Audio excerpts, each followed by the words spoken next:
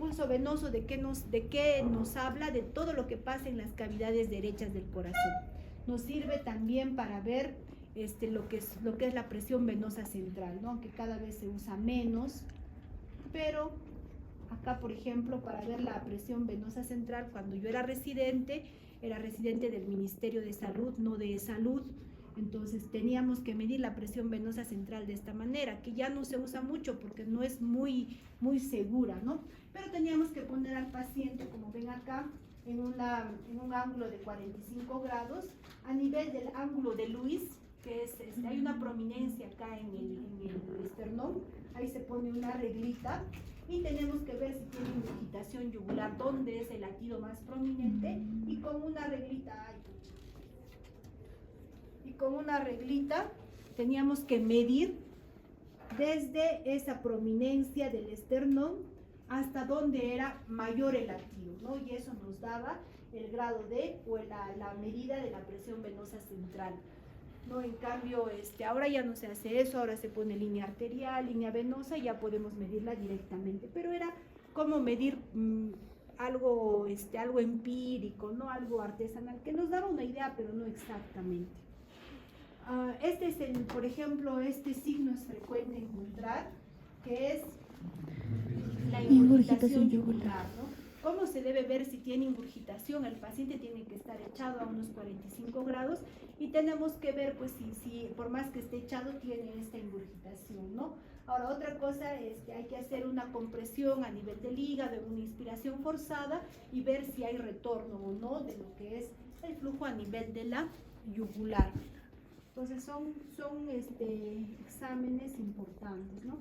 Ahora, en lo que es el examen cardiovascular, como en todas las patologías, hay palpación, percusión, auscultación e inspección, ¿no? Empezamos con la inspección. En lo que es la inspección ya hemos visto, tenemos que ver la forma de tórax, podemos ver, por ejemplo, si el paciente está echado con el tórax descubierto, si hay un choque de punta que podamos observar, si hay cicatrices, si hay deformidades del tórax, etc. En lo que es palpación y percusión, son partes del examen, pero que no son muy significativas en lo que es cardiovascular. ¿Qué es lo más importante en cardiovascular? La auscultación. Y eso es en lo que vamos a redundar, ¿no? Ahora, la auscultación, chicos, idealmente debe ser en un ambiente silencioso, en un ambiente donde tenga pues una adecuada temperatura y el paciente pueda estar así, echado, ¿no? Con el tórax descubierto, para que podamos ver. Ahora, cuando nosotros estamos empezando, como ustedes, chicos, están empezando a escuchar, tienen que tener claro ciertos conceptos. Por ejemplo, los focos auscultatorios, ¿no es cierto?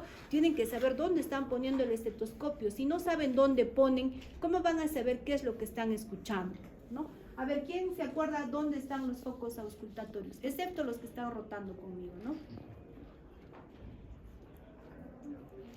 A ver, ¿tu nombre es? Fabricio. Fabricio, a ver, haznos recordar dónde están y escuchen todos, por favor, para que refresquen.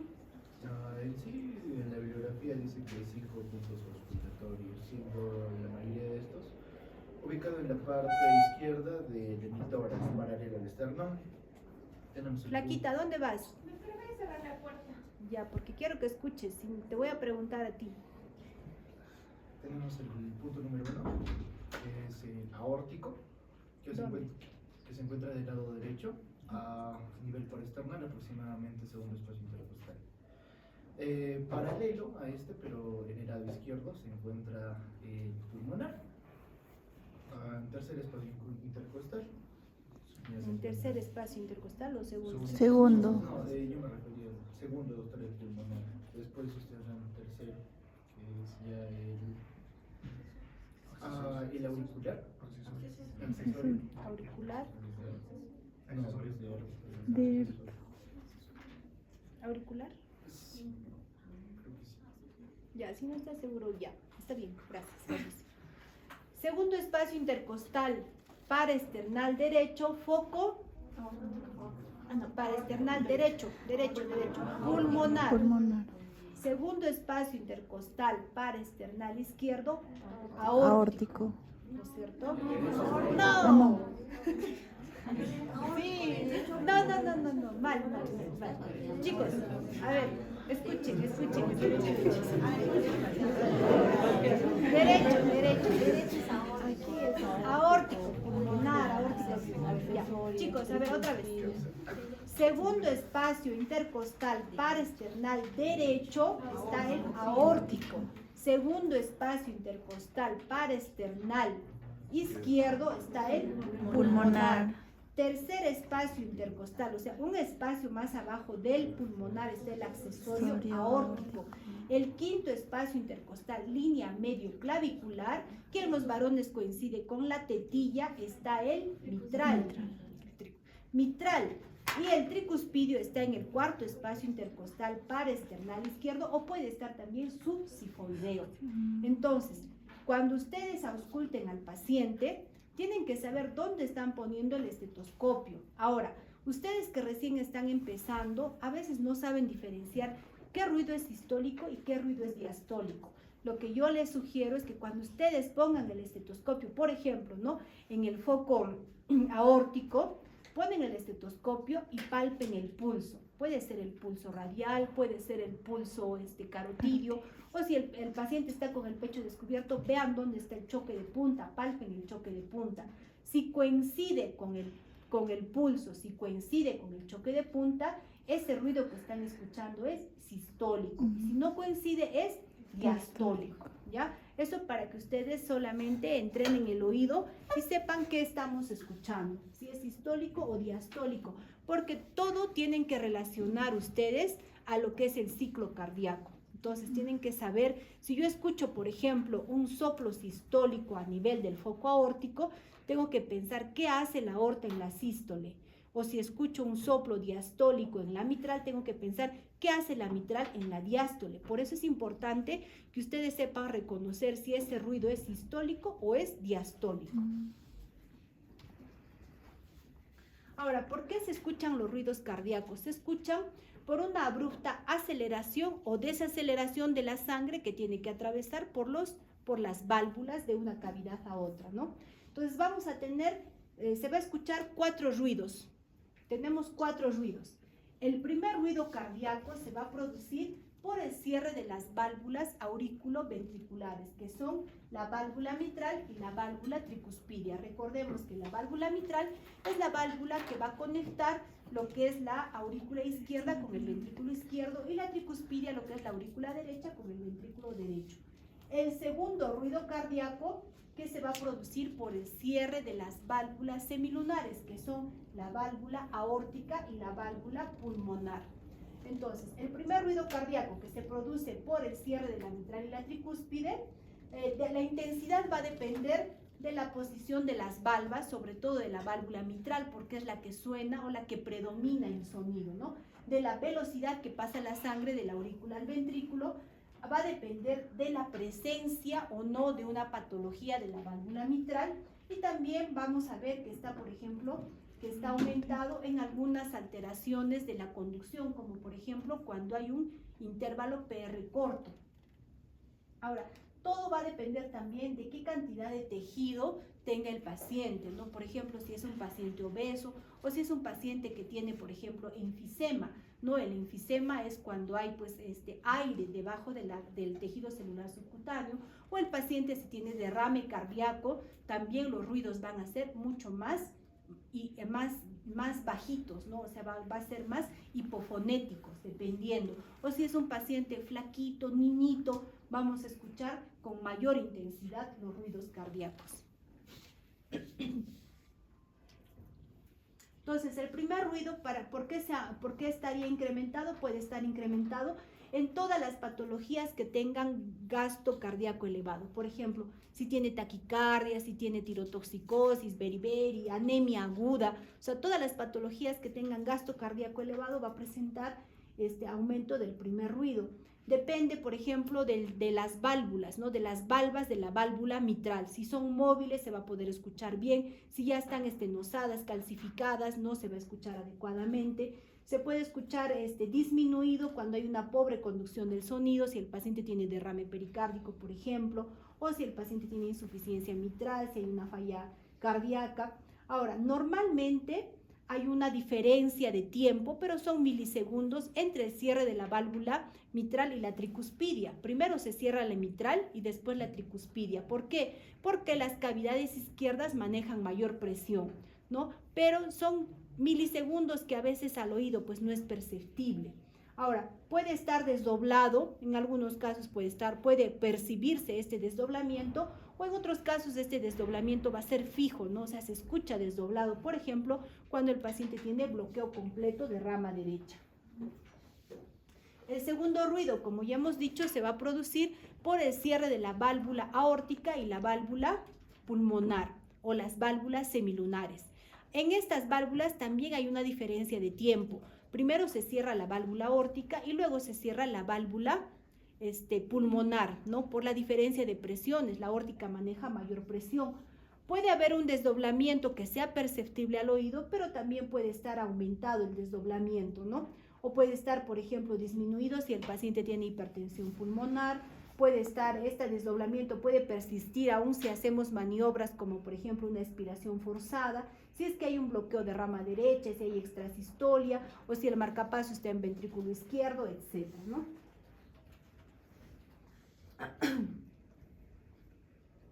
Puede haber también un segundo ruido paradójico. ¿Qué quiere decir? Que primero se escuche el cierre de la pulmonar y luego se escuche el cierre de la aórtica, que no es lo normal, ¿no? Puede haber este desdoblamiento paradójico, por ejemplo, en bloqueo completo de rama izquierda, en extrasístoles ventriculares, puede haber en estenosis aórtica, en cardiopatía isquémica, etc. Entonces,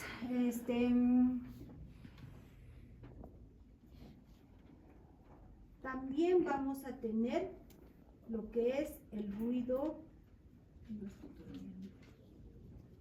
Vamos a tener, eso es el primer ruido y el segundo ruido, ¿no? Entonces, para que nos quede claro, primer ruido se va a presentar por cierre de la mitral y de la tricuspidia. Segundo ruido se va a escuchar por el cierre de la aórtica y de la pulmonar. Vamos a tener también el tercer ruido. El tercer ruido, chicos, se conoce como galope, así, como un caballito, ¿no? Es como un caballo que está corriendo. Este galope, este tercer ruido se va a presentar, por ejemplo, va a ser normal si lo escuchamos en niños. Se puede escuchar también en patologías que tengan gasto cardíaco elevado, ¿no?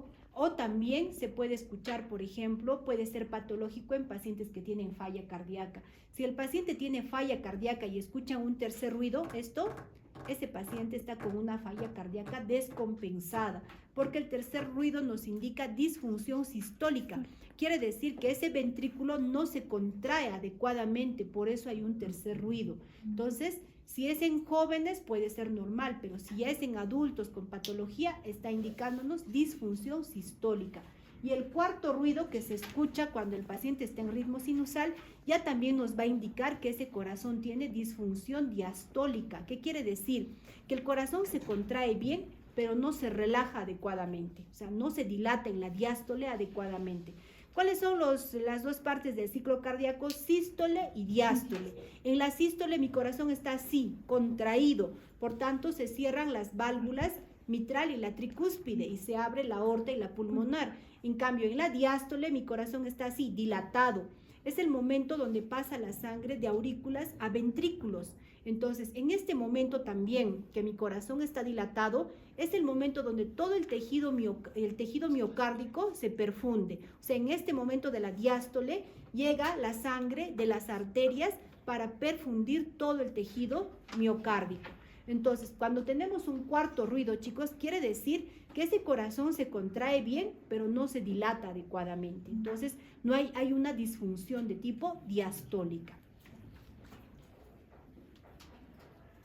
Otros ruidos, por ejemplo, tenemos ruidos que se pueden clasificar como ruidos sistólicos, ¿no? Por ejemplo, cuando vemos patologías como la estenosis aórtica, la estenosis pulmonar, ¿no? Que vamos a ver ya cuando veamos cada patología qué características tiene.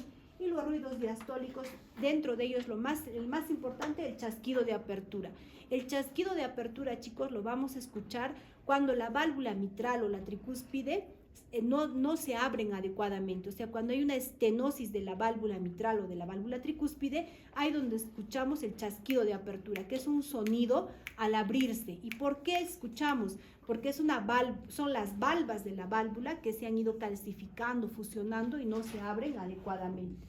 Ahora, tenemos otros ruidos también, como por ejemplo el golpe pericárdico, ¿no? El golpe pericárdico lo podemos escuchar como un tercer ruido, nos puede hacer confundir con un tercer ruido, pero es mucho más precoz que el tercer ruido y se va a presentar sobre todo, por ejemplo, en pacientes que tienen pericarditis constrictiva, ¿no?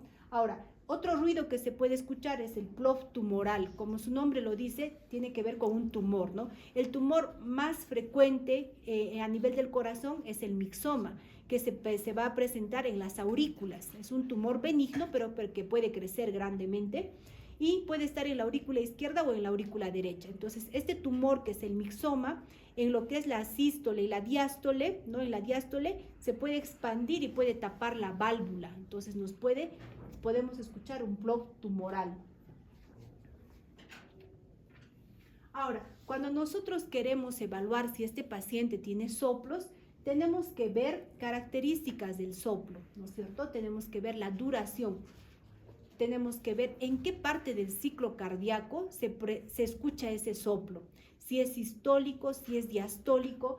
Tengo que ver también en qué foco lo escucho más, será en el aórtico, en el pulmonar, en el mitral, en el tricuspidio. Tengo que ver también la intensidad del soplo. En la intensidad, chicos, lo vamos a dividir en 6. Intensidad 1 es un soplo que no lo escucho normalmente, sino tengo que hacer maniobras, pedirle al paciente que haga maniobras para que él pueda escuchar ese soplo. Por ejemplo, que haga maniobras de valsalva o que el paciente puje, ¿no? Ahí puedo escuchar, si no, no lo escucho. Tengo que hacer que el paciente haga maniobras. El soplo de intensidad 2 y 3 es un soplo que lo escucho fácilmente con el estetoscopio. No necesito que el paciente haga maniobras. El soplo de intensidad 4 es un soplo palpable, o sea, lo escucho pero también lo palpo, ¿no? Pongo mis dedos, las yemas de los dedos en el foco que estoy auscultando y voy a sentir un trill, ¿no? O sea, es un soplo palpable desde el 4, ¿no? El 4, el 5 y el 6. El soplo de intensidad 5 es obviamente el que tiene trill o el soplo palpable, pero es más intenso. Y el soplo de intensidad 6 es un soplo, chicos, que no necesito estetoscopio. Y aunque no lo crean, hay ese tipo de soplos. Ustedes acercan el oído al tórax y escuchan el soplo, ¿no? Hay soplos de esa intensidad. Ahora también tengo que ver la configuración del soplo, si es crescendo, decrescendo, ¿no? O puede ser crescendo, decrescendo o en rombo, ¿no? O puede ser un soplo continuo que puede durar tanto en todo el ciclo cardíaco, o puede ser un soplo que sea plano, ¿no? O en meseta. Entonces, para eso, chicos, hay que tener pues bien entrenado el oído, ¿no? Entonces, ¿qué van a hacer ustedes que están empezando? Ponen el estetoscopio en el foco que ustedes ya saben dónde está ubicado y palpen el pulso. Si palpan el pulso, eso les va a indicar si es sistólico o diastólico. Si es sistólico o diastólico, y vean qué intensidad tiene. ¿Lo escucho fácilmente o no? Lo palpo. Entonces tendrá una intensidad mayor a 4, puede ser 4, 5, 6, o sea, ya tiene trill, es el soplo palpable, ¿no es cierto? Y luego ya pues puedo ver si el soplo tiene algunas características. Algunos de ustedes tienen un buen oído, chicos, y pueden darse cuenta si el soplo va aumentando o aumenta y luego disminuye o va en meseta, qué características tiene el soplo, ¿no?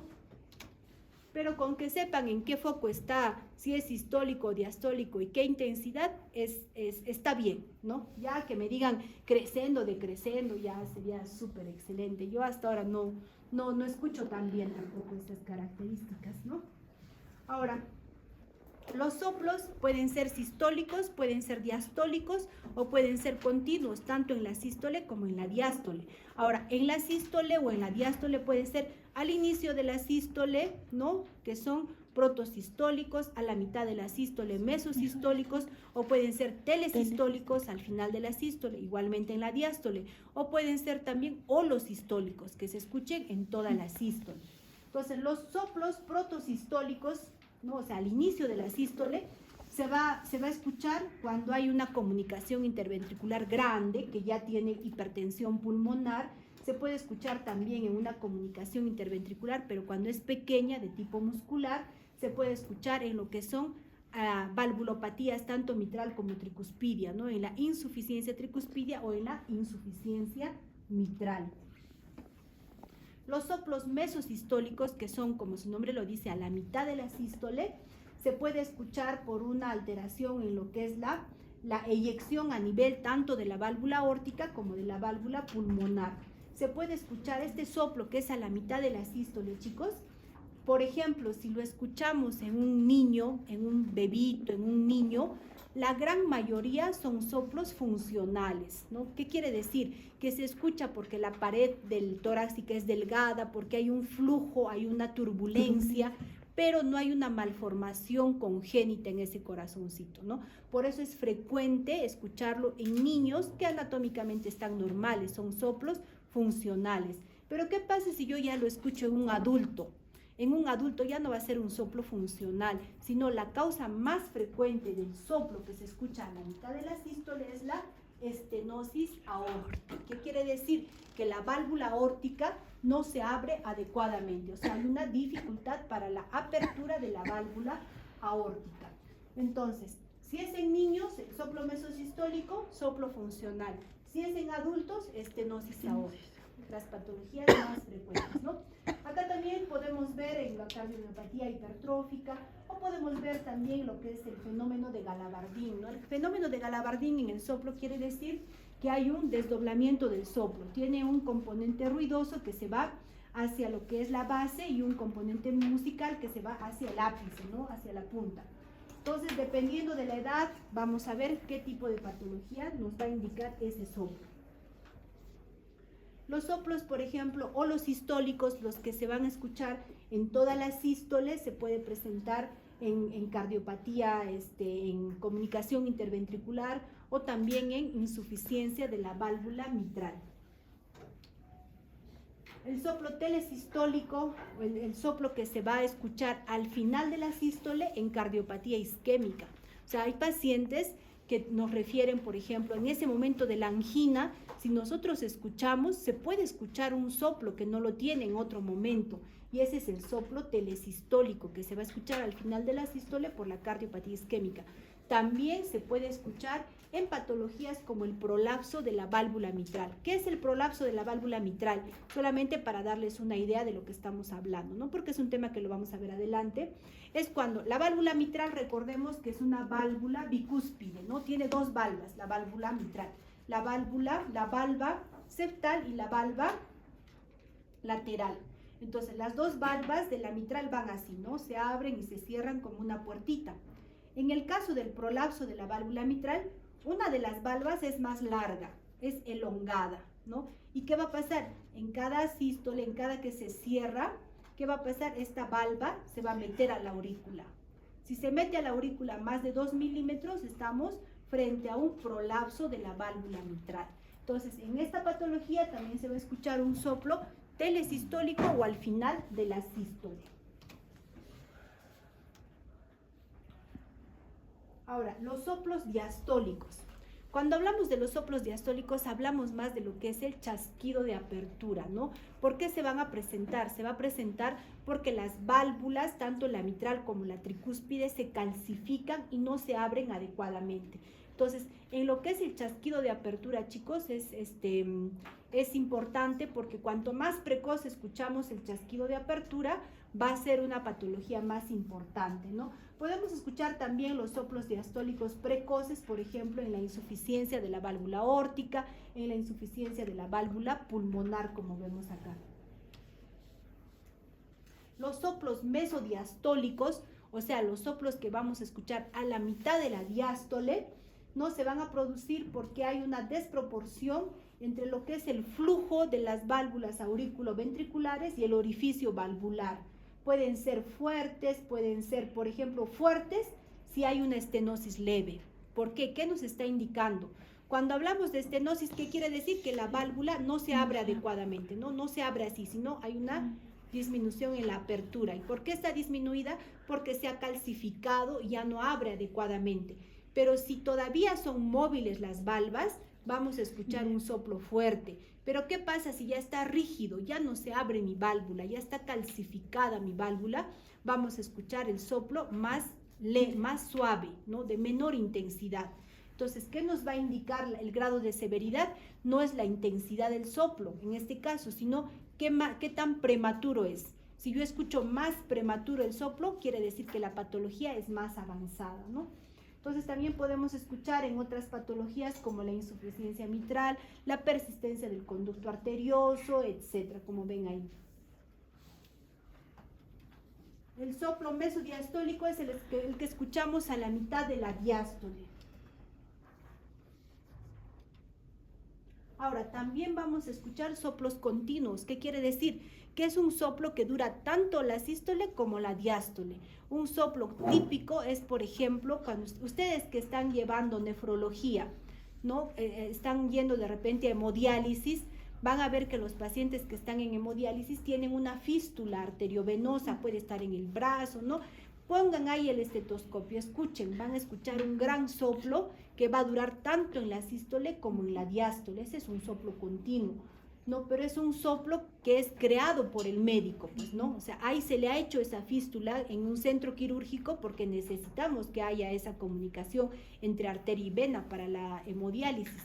Pero también hay pacientes que pueden nacer con estos shunts arteriovenosos, ¿no? Pueden nacer con eso. Hay otros pacientes que tienen, por ejemplo, persistencia del conducto arterioso. ¿Qué quiere decir? Que no se ha cerrado, porque durante la gestación, chicos, hay una comunicación entre la aorta y la pulmonar. Es lo normal, ¿no? Porque la circulación es diferente. Pero al nacimiento, pues hay un cierre fisiológico y luego un cierre anatómico. ¿Qué pasa cuando en ese recién nacido no se cierra? ¿No? Persiste esta comunicación entre aorta y pulmonar y entonces vamos a escuchar ese soplo continuo, tanto en la sístole como en la diástole. Ahora, también podemos escuchar otro tipo de sonidos que nos van a hacer confundir con un soplo, por ejemplo, el soplo mamario. Como dice su nombre, el soplo mamario es un soplo que se escucha en las mujeres que están dando de lactar, ¿no? Porque hay una hipervascularización a nivel de las mamas, ¿no? Entonces ahí se puede escuchar, pero una vez que pasa este periodo de lactancia, el soplo desaparece, ¿no?